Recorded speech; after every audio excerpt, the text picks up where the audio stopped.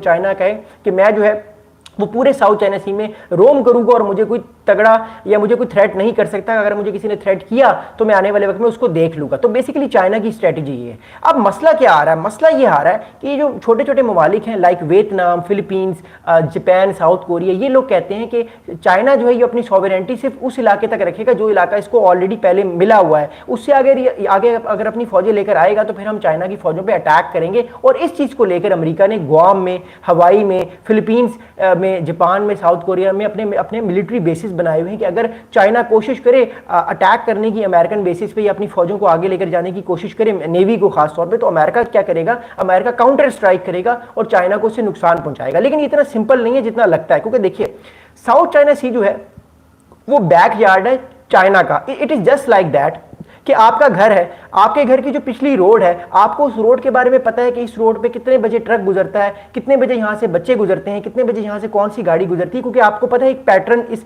इलाके में, आपके बैकयार्ड में, आपकी पिछली गली में चलता आ रहा है। लेकिन 2 गलियां छोड़ के जो कुछ भी हो रहा है आपको उस बारे में नहीं पता होगा। इस वजह से जो है वो अमेरिका जो है वो पिछले काफी अरसे से जो है पिछले 6-7 डेकेड से 60-70 साल से पूरे इंडो पैसिफिक में बैठा हुआ है ताकि आने वाले वक्त में उसको खतरा ना हो। लेकिन अमेरिका को अब खतरा है कि साउथ चाइना सी में और ईस्ट चाइना सी में चाइना बहुत मजबूत हो रहा है, चाइना बहुत अपने आप को तगड़ा करने की कोशिश कर रहा है ताकि जब वो ताइवान को कैप्चर करे, अगर वो करेगा, अटैक करेगा आने वाले वक्त में, तो फिर उसको ये सारे छोटे छोटे ममालिक हैं, फिलीपींस, इंडोनेशिया, वियतनाम, ये चाइना को अटैक ना कर सके, चाइना बासानी ताइवान को कैप्चर भी कर ले और अपनी सॉवरेनिटी पूरे साउथ चाइना सी में डाल के रख ले। क्योंकि असल जो कड़ी है इस टाइम चाइना के लिए परेशानी है वो ताइवान है, क्योंकि अगर ताइवान को चाइना कैप्चर नहीं करेगा तो ये सारा इलाका कहीं ना कहीं वेस्टर्न कंट्रीज के जो है वो इन्फ्लुएंस में रहेगा और आने वाले वक्त में मामला बड़े डेंजरस हो सकते हैं रीजन के लिए।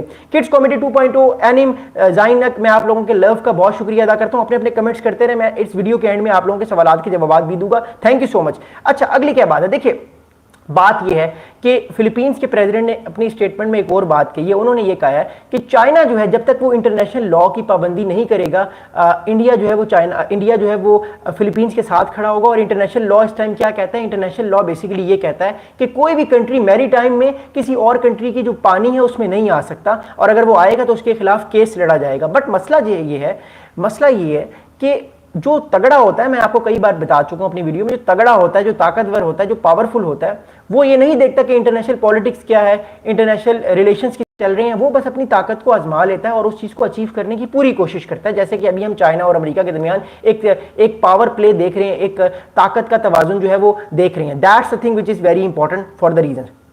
अगला क्या इंपॉर्टेंट स्टेटमेंट देखिए, आगे जो है वो फिलीपींस के प्रेसिडेंट मार्कोस ये कह रहे हैं कि the definition of the area of interest is now Indo Pacific and Asia Pacific. यानी फिलीपींस के प्रेसिडेंट ने ये बात कह दी, इंडो पैसिफिक और एशिया पैसिफिक आने वाले वक्त में जो है ये असल जो है वो महाज जंग होगा। यानी इंडो पैसिफिक और एशिया पैसिफिक बेसिकली इलाका एक ही है। मैं आपको थोड़े आसान अल्फाज में समझा देता हूं कि इंडो पैसिफिक या एशिया पैसिफिक है क्या।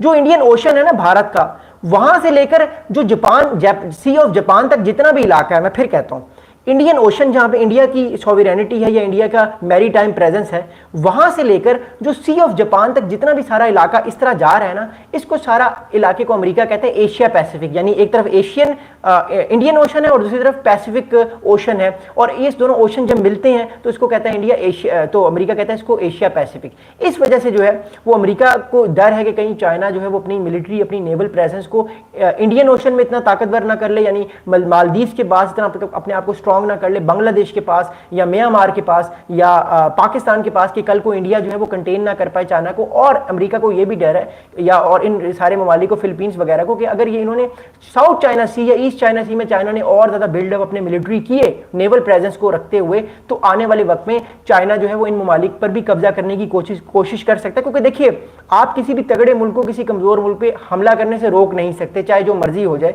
क्योंकि हमने देख लिया कि जितने भी वेस्टर्न ममालिक ने जितनी मर्जी कोशिश कर ली, आखिर में रशिया ने जो है वो यूक्रेन को इन्वेड करना था, क्योंकि यूक्रेन छोटा मुल्क था, रशिया को वो आंखें दिखा रहा था और रशिया ने इन्वेड कर लिया। अब अमेरिका ने भी जब 2003 में इराक को इन्वेड करना था, कोई उसको रोक नहीं सका और अमेरिका ने बासानी इराक को इन्वेड कर लिया। तो ये चीजें इस तरह ही चलती हैं, ये पावर प्ले होता है, इसमें कोई मोलैरिटी नहीं होती। अच्छा, अगली बात क्या देखिए, अगली बात यह है कि मार्कोस साहब ने जब पालकी शर्मा को इंटरव्यू दिया तो एक और उन्होंने बड़ी इंपॉर्टेंट बात की। मार्कोस साहब ने कहा कि we are not against any ones the respect of the sovereign territorial rights, यानी इन्होंने कहा कि हम किसी पर्टिकुलर मुल्क के खिलाफ नहीं है, मतलब हम चाइना के खिलाफ नहीं है, लेकिन हम अपनी जो जो हमारी सोवरेनिटी है, जो हमारे आइसलैंड्स हैं फिलीपींस के, खासतौर पर साउथ चाइना सी में, उसकी हम हिफाजत करने की पूरी कोशिश करेंगे। और अगर उन पर किसी ने आँच लाने की कोशिश की, उन पर किसी ने अटैक करने की कोशिश की, तो वो कंट्रीज जो है वो उसके खिलाफ मिल